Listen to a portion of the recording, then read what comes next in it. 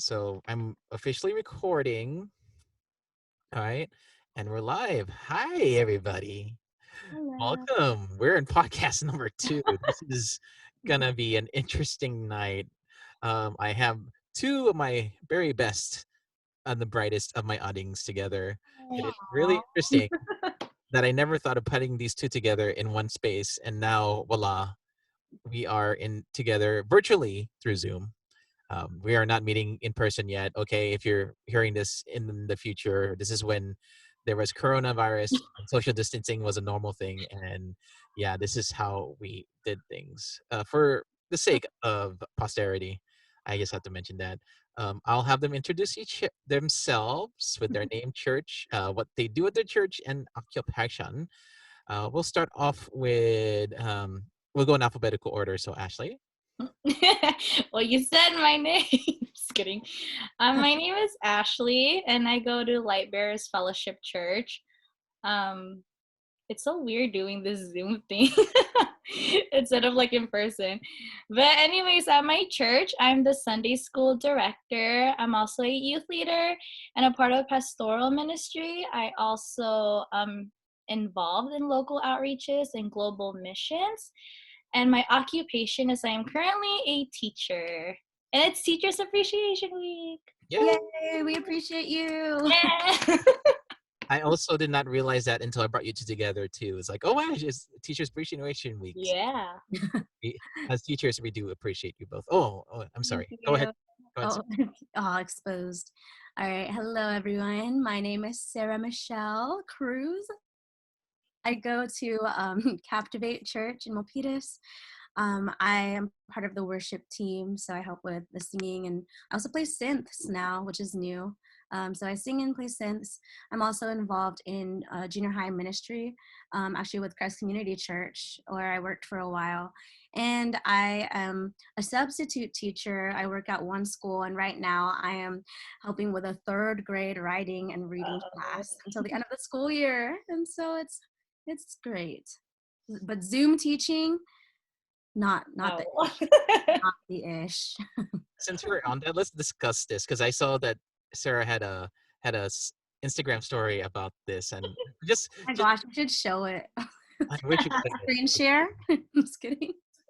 But Anyway. just since we're talking about it, just a quick tangent. Like, what is the frustrations you guys are having teaching through Zoom? Ooh. Ashley, do you want to go first, or do you want me to? I think the frustration that oh man, I could list. But I think one would be and with respect as I say this, but I think one frustrations sometimes with the parents because obviously they want us to really teach and be with their kids, but obviously we really can't. And so sometimes people don't understand that as teachers we're doing our best, but there's only so much that we can do too. Nice. Yeah. In my opinion, it's just like the home. It's not the best place to conduct a learning environment for the kids, and you can tell they're not focused. And you're trying so hard to get their focus, but again, there's only so much that you can do because you're on a screen. Mhm. Like, there aren't that many consequences that you can even have with them You know? other than telling them, I'm going to lower your participation grade. But even that doesn't scare some of them. But even today, like, I had a student who I tried to ask her a question, but I could, you could hear it, like her mom was on the phone probably having a work meeting, and so she couldn't hear me. I knew that she was going to have a hard time focusing, and this is a good student, and she was a third grader, and you could tell she felt bad too, and that she was frustrated because it was not easy for her to focus. And that made me sad because you see that it's not just the teachers who are frustrated, but some of the kids who want to learn are having a hard time too, and they Mhm. want to be with their friends. It's just all sad. Okay. Mhm. And to counterbalance that, what is like the most rewarding thing you've discovered as a teacher so far? I'm still trying to discover it. Just kidding. Um, You want to go first, Sarah? sure, I think because the one thing that comes to mind is the word resilience, because I think teachers have been thrown into something that has not happened before. Like, this is this is probably the first time in history where teachers were thrown into this thing called distant learning, where suddenly all classes suddenly became virtual. But yet, teachers, at least what I've seen, we've still been able to figure it out, do our best, and that shows resilience. Like many teachers, like they didn't give up, but they persevered with trying to figure it out and doing, like Ashley said, doing our best to provide for the students, even with the limited resources. So resilience, I think, is the biggest thing. And I think I've realized how selfless teachers really are. Because, you know, like you hear these stories of some teachers going to students' houses and just standing outside the door, or making them a picture and writing it on the ground in front of their houses. And so teachers are really selfless, and you know that even if they're limited, they'll still do what they can to really show love to the students. Yeah, that's great. And Mhm. because of your selflessness and your resiliency, we all appreciate you, or at least I do. Thank you. So let's get into what we're here to discuss. The overarching verses that is going to guide our discussion is Acts 2, verses 42 to 47. I'm going to read it in NLT because it's easier language.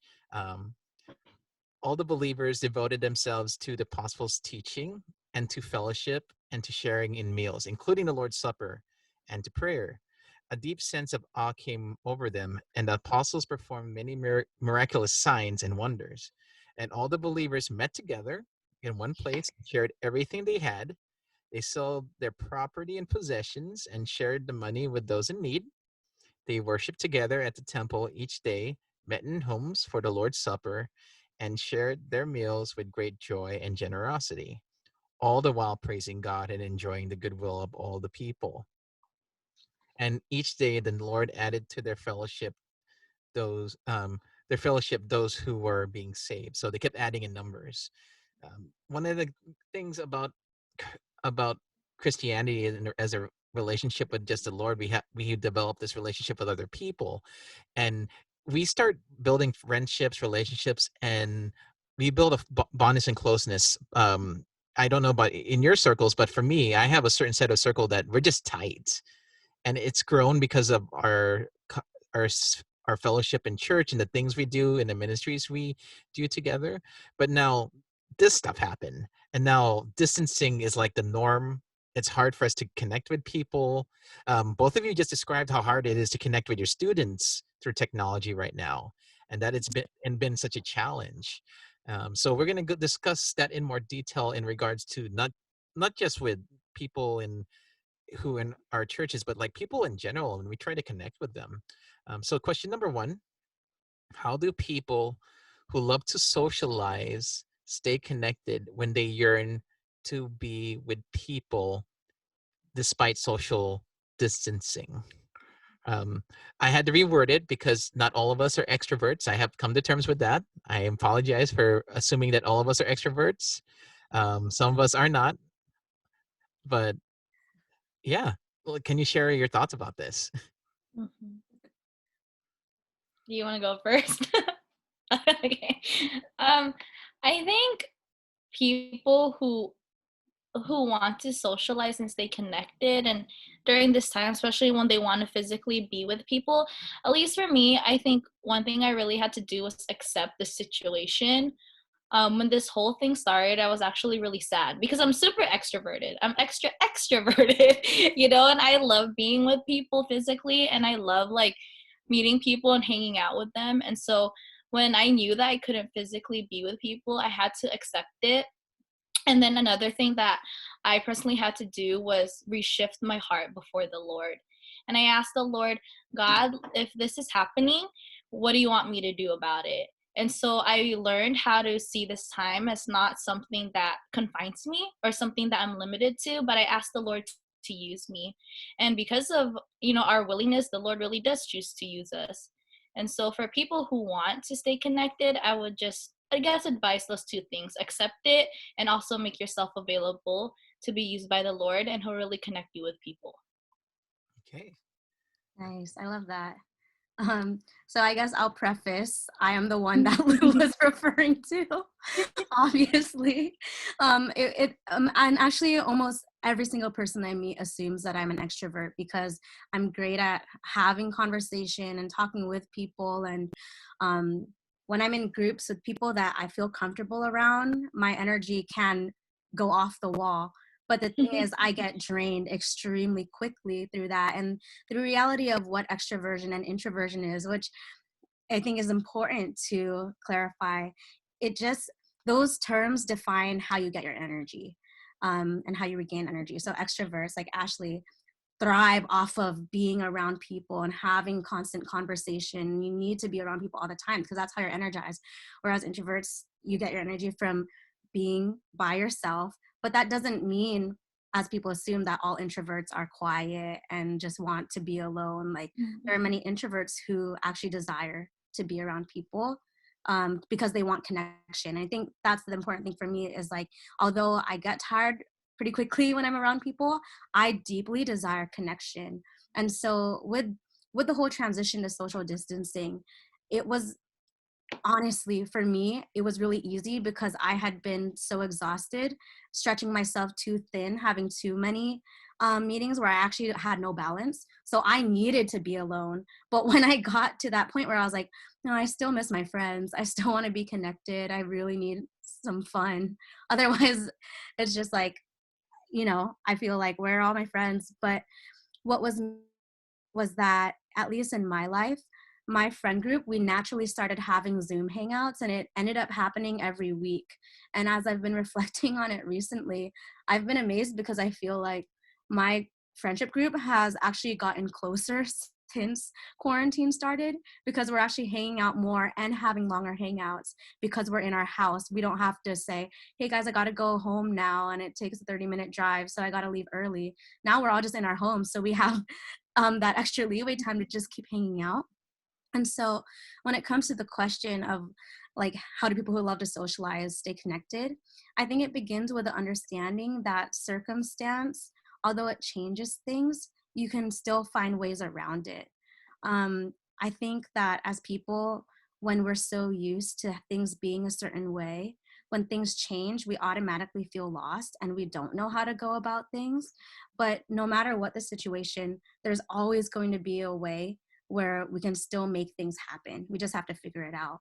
So with that being said, I feel like it starts with just kind of sitting and thinking, well, what can I do differently? How can I stay connected? And for me, it's just been Zoom hangouts.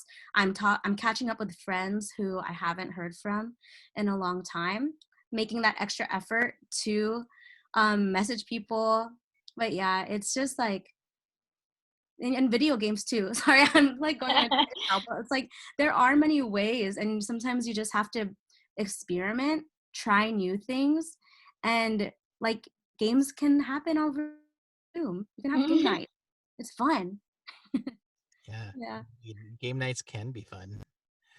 Agreed. I heard a couple good thoughts in there. The idea that regardless if you're an introvert or extrovert, we all yearn to be connected in relationship with people. Yeah. And that's good a good thing to clarify and bring out, because you're right. Some people think, oh, an introvert, oh, they're okay and safe right now. They might not be, because Yeah. they're probably yearning for a connection and people haven't reached out to them. Um, Mhm. and yeah, I like how we're all coping with the miracle of technology. Like I say this with all honesty and like in hindsight, I think God purposely had technology in place to make sure that people stayed connected Mhm. when the virus came out, because if not, we'd be just text messaging like crazy. And there's a difference between like hearing someone live and text, because text does not reveal context. You Mhm. can't hear their inflections, their mannerism, if they're being sarcastic, if they're being serious, if they're upset or not upset in a text. But with video, at least I could hear you and understand your body language if people let me see them on video, Yeah. and how they feel and everything. Um, but for me, it's this is a great substitute, but I still yearn to have, like Ashley says, like to be in front of somebody and do it is entirely a different world, and it's just a very different dynamic when it's in person versus video. I mean, as much as I love this right now as a substitute, I'd rather meet people in person. With Yeah. my youth, like it's really hard for me to keep in contact with them because they all have school, and like I can't talk to them one on one and with their parents around Yeah. when doing a Zoom meeting. It's like, hey, how's it going? Great. Oh, your parents are home, huh? Yeah. Okay, well, talk to you later. Bye. Kind of Yeah. situation. It's like it's can't do it that way. I Um, have seen people meeting like outside food places and then they sit in their own car and hang out like literally 6 feet apart. you know, That that's a happened. great segue to Ashley because Ashley, I believe you guys have been doing that, right? Yeah, well, we with my our church friends, what we did on Saturday, we did some stuff for our friend. She my best friend, she was supposed to get married this year, but with just stuff happening, it's kind of up in the air. And so what we did to stay connected and to really encourage her was like we did a parade in front of her house and made all these signs, and then we went to a parking lot, and then all of us were just lined up in our cars and we rolled down our windows and we were just like speaking to each other in that way. And so I agree with Sarah, like even though it's different, there are definitely ways around it, but it takes, people being intentional. And so Yeah. if it seems like no one's reaching out to you, like, sometimes you might have to be the one to reach out, and to really connect with people. Mm, Yeah, that's a really good point. Like intentionality is such a big thing in this season. I'm glad you brought that up. Mm. yeah. I find it interesting, like who are the people that reach out to me versus the people I reach out to. You can tell that, especially in a church or in situations where a lot of people are consumer based Christianity, they're they they're not really reaching out as much as versus people who really serve. Like you, both of you serve like crazy, whether you know it or not, and you guys understand the idea of reaching out. But I'm surprised to see how many people haven't shifted that thought process yet. They're like still waiting for people to reach out to them. It's like, oh bro, dude, if you got to reach out too, it's like there's only so much one person can do to reach out their social circle. Like if we all realistically looked at our social media and say, "Oh, I'm going to reach out to every single person," we'd go nuts because it's like hundreds or maybe thousands, depending on how big your your network is as you've grown older and gone through life. So, like the intentionality, from my point of view, has to be both ways. From us as leaders and people who serve, and then for the people who are being served, eventually that has to come into play. I mean, from my point of view, you could agree or disagree with me with that. That's perfectly fine. That's part of the discussion. So if you disagree, you could voice out your opinion. um, Both of you are very good in telling me when you disagree with me, so I'm okay with that. Yes. So, with that in mind, let's shift gears. Since you've been forced to change your social lifestyle because of the COVID-19 coronavirus situation, what have you been doing with your time now? What has shifted with your time? Because now, like before, if you're like me and you commuted all the time, like I got no time. Now Yeah, I sit at home. I have all the time in the world. Mhm. yeah. What do I do now? So yeah, can you share, both of you? You want to go? Yeah, sure. I'm always looking at you like this. I You're know. like, I always want to yeah. hear what you have to say. Yeah, I feel you, Kayla. Like when I was going to work, sometimes I'd be stuck in traffic for 2 hours and it was draining the life out of me. And I just live in San Jose. My work was in Los Altos, okay? So sometimes it was a lot. Um, but what I've been doing now, I'm actually really grateful because I think for a long time I really felt like things were going too fast and I was starting to feel super overwhelmed, like I'm sure everyone is does, when you're loaded with ministry and you're loaded with work and you're loaded with school and you have to balance everything out. And I felt like I couldn't just rest.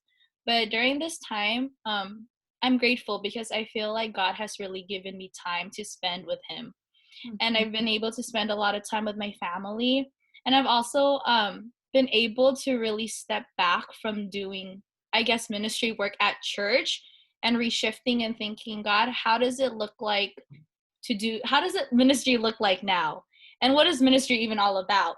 And so when I had this thing with the Lord where I feel like ministry right now means reaching out and helping others grow in Him, I was able to connect with people through Zoom by doing Bible studies, by having by having prayer nights with other churches, by having young women's Bible study.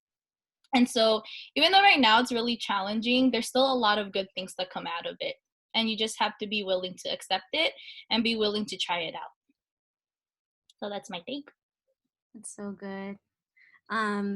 Yeah, my life, wow. Like the reason that people think I'm an extrovert is also the way that my life was formatted. It was like I'd wake up, go to work at 7:45 and work 4:45, 1.5 hours to rest, and then I was on to my next ministry thing until 10, and then I would go to the gym, and then I would go home. And so I literally just completely filled every single day to the brim. And I had no time to do anything that I wanted to do. And the Lord had actually told me before 2020 that 2020 would be my year of rest. And I was so excited. I was like, oh my God, I'm going to finally learn how to rest in the Lord and not do so much. I had no idea that everything I did would be stripped away from me without me making that decision. Yeah. But like, to be honest, I'm so thankful, honestly, that it has, because now that I have so much time, it was like, it's actually because of quarantine that I was able to finish this book. I just recently published a book, and I honestly think that without quarantine, I wouldn't have finished it. I started learning piano, which is something that God has told me to do for the past decade, but have put off constantly. And now I can actually play, which is a miracle to me. And then I also dove into it's like sorry, words. It's basically an inner healing program, but it's all about like blending different therapy tools, but their focus is on learning how to encounter God in your most painful moments. And this is honestly the most breakthrough that I've ever had in my entire life. Things that I've been struggling with for the past 15 years, I'm for the first time experiencing freedom. And the reason why I committed to it was because I realized I had no more excuse. I put it off before because I was like, oh, I don't have time to actually commit to this program. And yeah, like God has used it so much. And again, with my schedule, I wasn't home a lot. And so even though I live at home with my parents, I never really saw them. And now it's like I have every meal with them. And sometimes even being with them looks like just watching TV with them. But it actually has been a blessing, because for years we haven't had that. And it took a pandemic for all of this happen and for God to actually bring radical healing to my life. And so it's been great, honestly. That's good. That's good. I'm glad you guys are both being honest about like how God's been shaping and your frustrations. Um, when this all happened, like all my ministry plans just got thrown out the window. Uh, Yeah. you guys know me. I plan ahead. So Yeah. like I've literally planned out all the way up to like probably August Yeah. for ministry, for my youth, for all the things I was doing. And then when this happened, it definitely threw like, oh, that means I can't do this, this, and this anymore. Oh no, I can't do the worship nights at here anymore. Oh no. How am I gonna work this out with the youth and stuff? Um, God bless my youth because they adapt to technology so quickly. They found a way to use Zoom to do ministry, and they're doing a great job with it. And it's good. It let me be more hands off. I'm a firm believer, like to let people grow, you got to be less hands off and let them manage it. And watching them handle this right now is it's amazing. um this also forced me to like it forced me, like what happened to Sarah, like it forced me to just like I can't go hard on. But then also, and the same thing with Ashley, I also salvaged a lot of my commuting time is now sleep time. Basically. Yeah. Oh my God, sleep is a big thing. Oh yeah. um because of the rest and because of the sleep, I've been able to, and I work at home right now too, so I basically wake up, I sit at my desk for 8 hours, and then when I'm done, I turn off my work computer and I open my laptop and do ministry. It sounds like I was complaining about initially. It's like, oh my gosh, I can't leave my house. I'm not getting the same routine, but I'm doing so much more for the Lord in a productive, effective way Yeah, versus me just running around with like a chicken no head, driving like Yeah. everywhere. Uh, exactly. yeah, Yeah. and Because I oh what? sorry. Go, Ashley, go ahead. No, I was gonna add on to what you were saying. I feel you, Kilu. I feel like my like ministries are actually more productive now. But Mhm. I think it's because like all we could have offered to the Lord during this time was just the willing heart. You know, like we didn't have a church building, we didn't have all these events, we didn't have like, you know, whatever. Like even our mission trip got canceled. We didn't have any of those things. Mhm. And so I feel like all we had to offer to God was ourselves. And because we offered ourselves wholly to him, he just like expanded it. You know what I mean? And so I think I think it's so beautiful because we see it so many times in the Bible where people just come to the Lord with nothing and he multiplies it over and over again. And so I'm thankful you said that. Yeah, amen. Yeah, and also I've been putting off this idea of doing video devotionals and podcasting for a long time. I actually thought about this like moons ago. Yeah. Like I looked in my archives of my YouTube channel. There's stuff I tried to do, and I looked at it as like, man, I look and act so awkward. Camera. Timing is perfect. Oh, yeah. Um, ever since shelter in place happened, my to help my church, I started doing video devotionals. Mhm. And I started off with my phone, and it developed to the thoughts like, hey, why don't I do this like the pro way? And I wait for my stimulus money to show up, and I just dumped all that stimulus money into podcasting gear. So microphone, good camera, audio mixer, so I could do this like professionally, and it sounds good. And now I have the blessing and opportunity to do this and to see how it can grow. Obviously, like anything that you start, not everybody's going to follow it right away, but if you're consistent and you keep doing it and you're doing stuff that's relevant, people will listen. Mhm. And just the same idea, I'm doing this out of the joy of my own heart. Like it's been a while since I've been excited starting a new ministry. I mean, apart from my youth just make everything happy for me because they're just all energy and young and still hopeful and naive. I mean, I shouldn't say that. Oh my gosh. Wow. Don't Both, crush their Don't dreams. listen to him. Yeah, ignore. Pretend he didn't say that, everyone. yeah. I can't edit that out. So you just listen to my, they do. Yeah. Be optimistic in the Lord. Okay. Um, so it's good to hear that that you both are adapting. You both are finding, even though that what you initially had plans for, Mhm. God still had different, had his plan involved.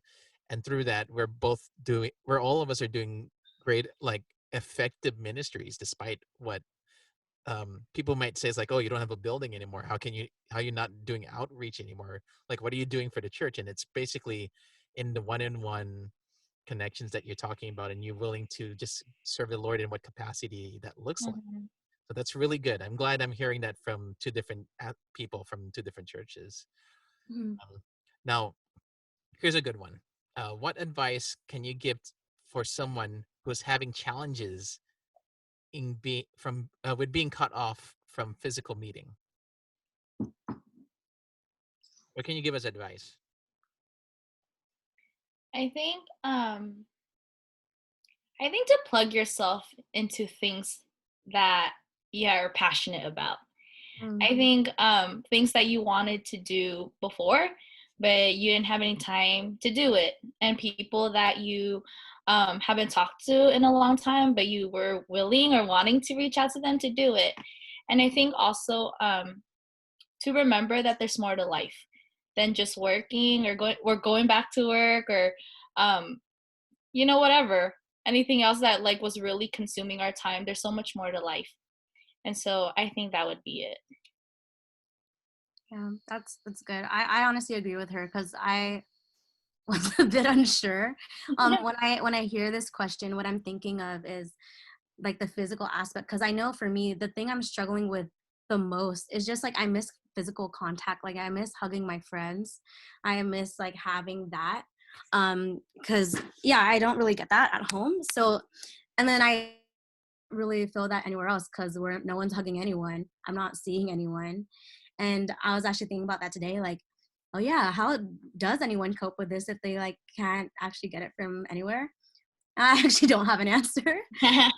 Other than that, and this might sound super cliche, but I do have hope knowing that like when this is over and people are hugging again and are spending time with each other, then it's like, oh, it's going to make it all the more sweeter. I think things that we took for granted, people won't take for granted anymore because of all of this.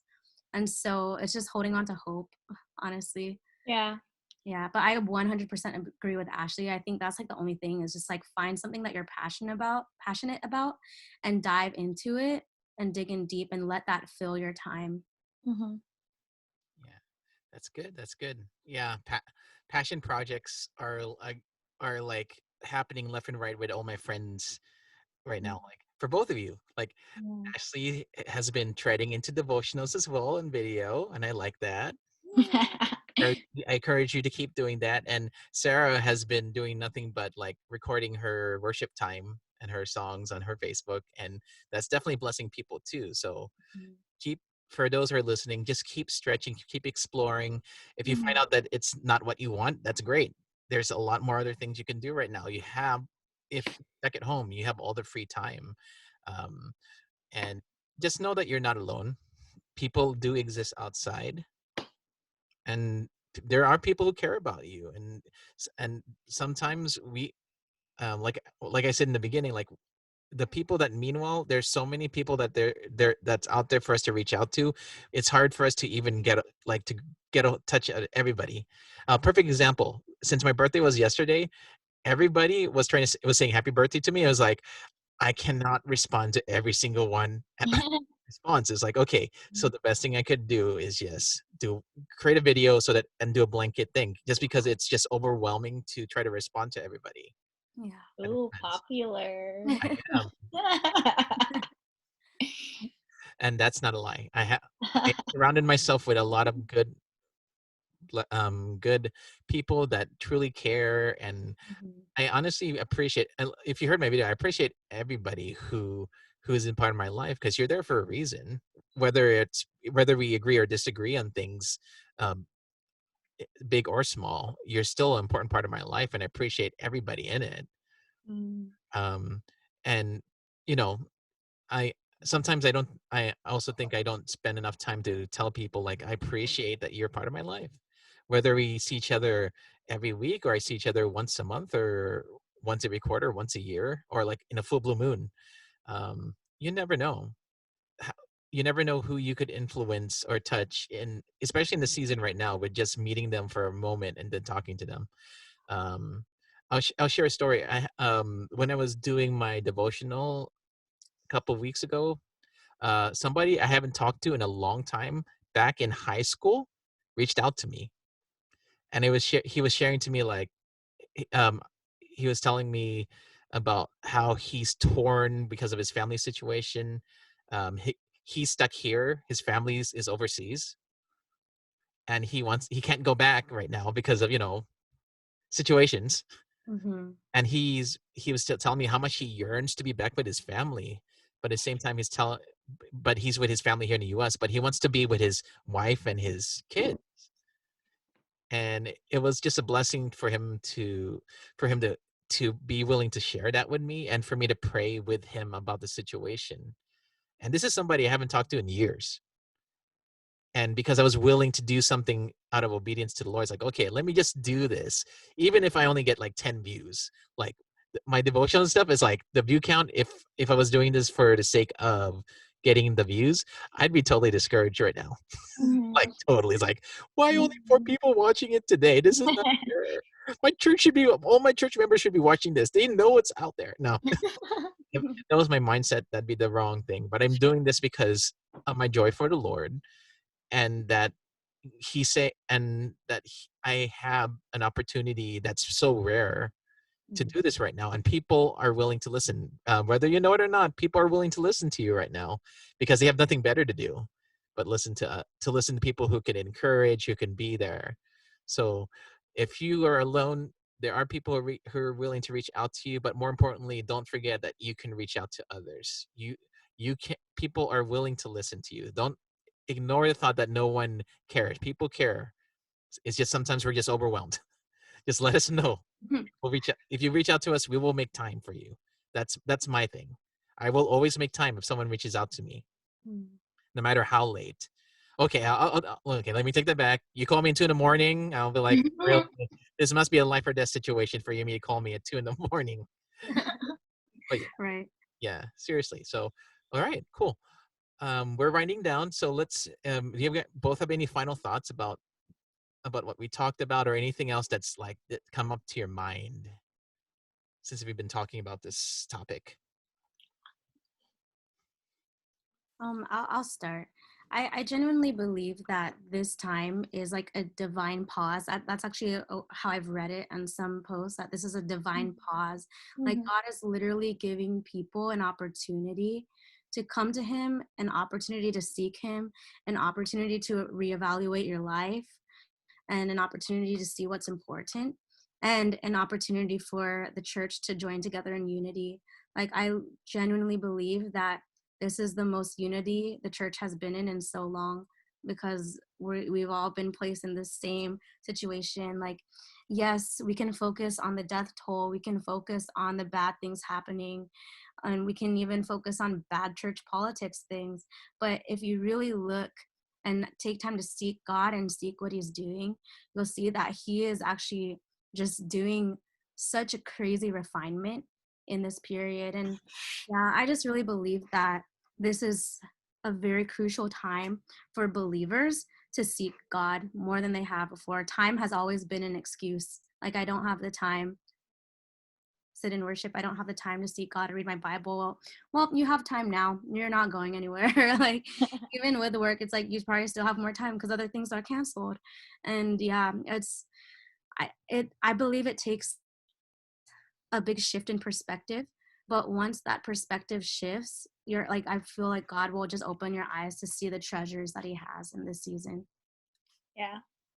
I agree with you. Like, I really think this time for believers is a time that shouldn't be overlooked.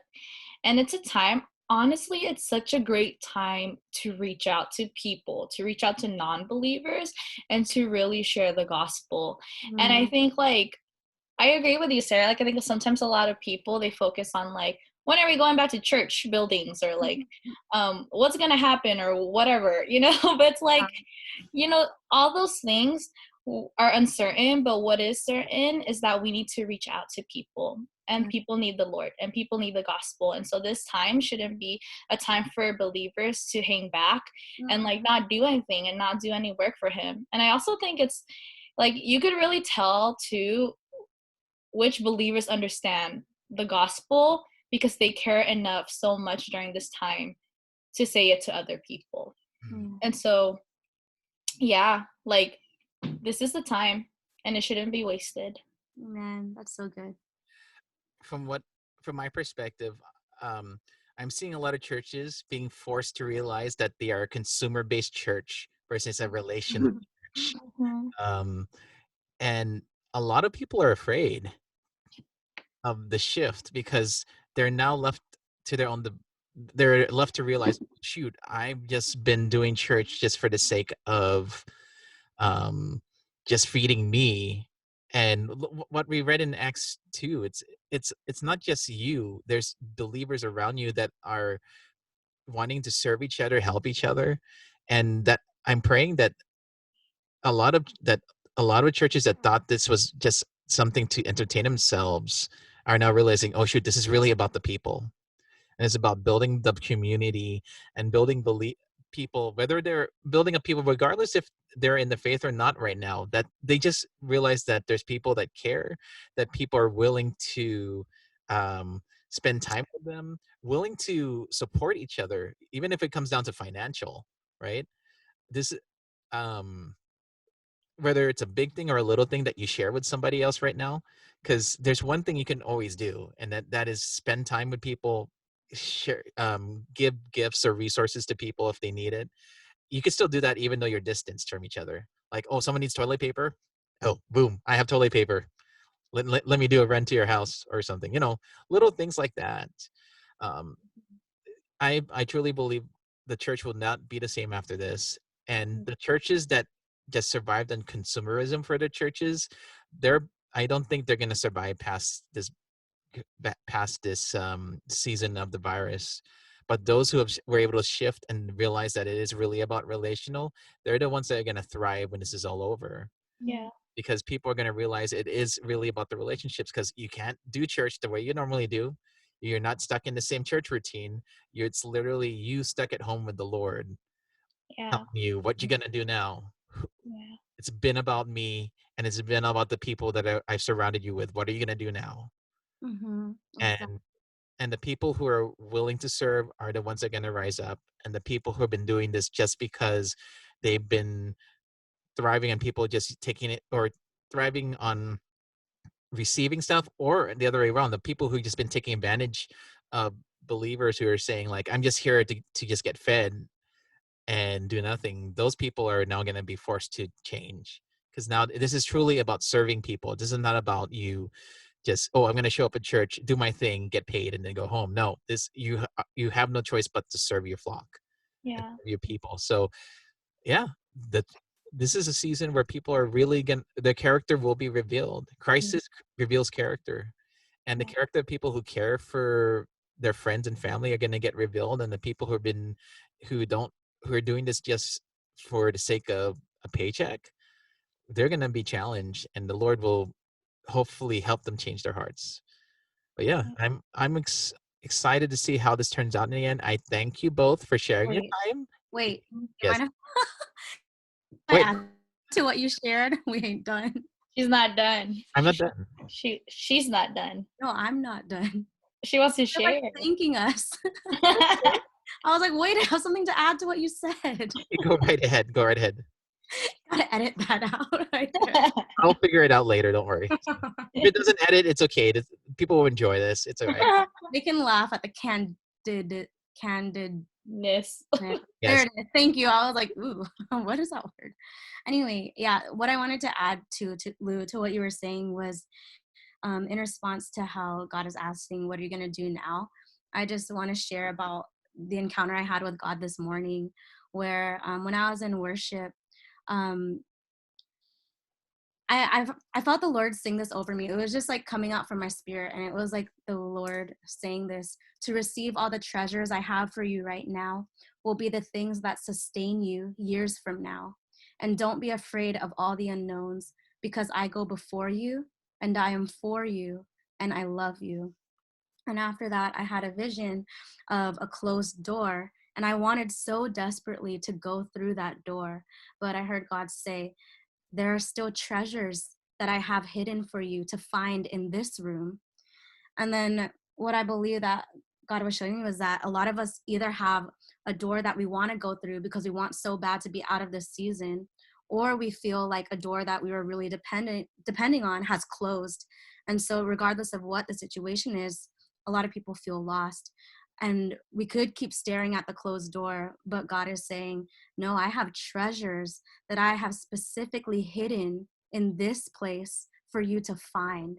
And I want you to find those, because those very treasures are going to be what sustains you in the next season.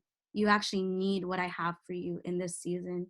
And then I was reminded of Jeremiah 29:11, where God's word, in that passage, that was for people who were in captivity, and they were going to stay in captivity. Like God did say, I have the plans for you, plans to prosper you, not to harm you, but they were still going to be in captivity. They weren't going to get out yet. And I was just so blown away when I read it, where, it says, for I know the plans I have for you, declares the Lord, plans to prosper you and not to harm you, plans to give you a hope and a future. Then you will call on me and come and pray to me, and I will listen to you. You will seek me and find me when you seek me with all your heart. I will be found by you, declares the Lord, and will bring you back from captivity. And it solidified that whole thing of God saying, like, search for me in this season. Like, those hidden treasures can only be found in the hidden and deep places with God. And only God can take us there, but we have to be willing and we have to be obedient, because we can even hear that message and know, okay, God wants to call me deeper, and still stare at what we want and not do anything about pursuing what God has. But there's such a reward waiting for the people who seek him, just like you said, Lou. And that's going to be what launches people into destiny after all of this is over. Good. Yeah. I like how you said the whole thing so that people understand the context. Like God has plans, but the condition is that you seek the Lord with all your heart. It's not Yeah. like you're going to get a free pass. There is a Yeah. relationship involved. And with you seeking the Lord and building that relationship, he will reveal the things that are there for you and that are meant to, and like you're saying, these are things that prosper for you. I keep saying this with every single devotional and every time I talk to people, the virus may not be from him, but he's going to use it for his good. Mhm. Yeah, because I don't see how the Lord would want to use something like this to destroy his church. But at the same time, I could see how God can use this to build up his church even further, despite what the enemy is trying to do, which is keep people away from worshiping him Hmm. in what he thinks is our normal way, which is in the worship space. But yeah, thank you so much. How about you, Ashley? Anything else before I do the closing? Nope. Right, that's fine. None. Okay, so before we close, I was going to offer you both an opportunity to share or promote something you both are doing, because it's only fair. You come to my place, allow you to promote something from yours. So whoever wants to share first, and then yeah, go for it. Go first, Sarah. I'm excited to hear yours, actually. Okay, all right. So, first of all, you can find me on social media using Sarah Honey, SarahHoneyy, 2H's, 2Y's. Follow me on YouTube with that as well. I post music as well as some different speaking videos. And my big announcement is that I just released a devotional. This is my first published devotional. You can purchase it off Amazon. It is called Warring in the Waiting, and it is a Woo! 22-day devotional for strong women who want to learn how to maximize their singleness.